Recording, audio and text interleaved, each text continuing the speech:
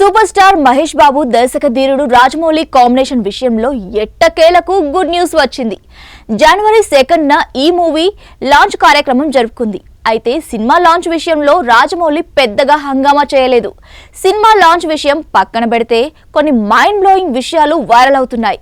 African రచయిత Wilber Smith రాసిన నవల ఆధారంగా రాజమౌళి ఫారెస్ట్ అడ్వెంచర్ ను తెరకెక్కిస్తున్నారు. రాజమౌళి తనకి కావాల్సిన విధంగా విజేంద్ర ప్రసాద్ తో కథ రాయించుకున్నారు. ఈ మూవీకి 1000 కోట్ల బడ్జెట్ అవసరం. 2 భాగాల్లో తెరకెక్కించబోతున్నట్లు తెలుస్తోంది. హాలీవుడ్ స్థాయిలో తెరకెక్కించి ప్రపంచం మొత్తం రిలీజ్ చేయాలనేది రాజమౌళి ప్లాన్. దీనికోసం అంతర్జాతీయ టెక్నీషియన్స్ ని హైర్ చేసుకుంటున్నారు.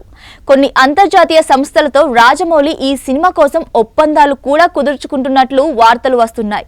డిజ్నీ లాంటి సంస్థలు తమ సినిమాలను వరల్డ్ వైడ్ గా ఎలా మార్కెటింగ్ చేసుకుంటాయో ప్రత్యేకంగా చెప్పనవసరం లేదు.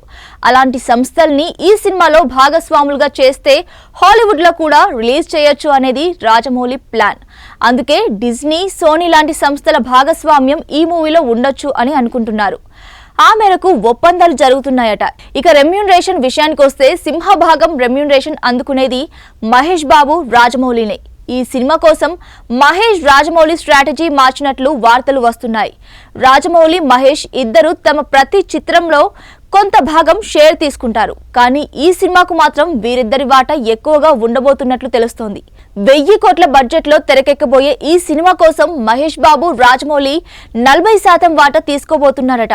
ఇద్దరు రెమ్యూనరేషన్ బాగా తగ్గించుకొని వాటా ఎక్కువగా తీసుకోవాలని నిర్ణయించుకున్నారట. ఏది ఏమైనా ఈ సినిమా లాంచ్ తర్వాత రాజమౌళి ఎలాంటి విషయాలు రివీల్ చేస్తారు అనేది ఆసక్తి సర్వత్రా నెలకొంది.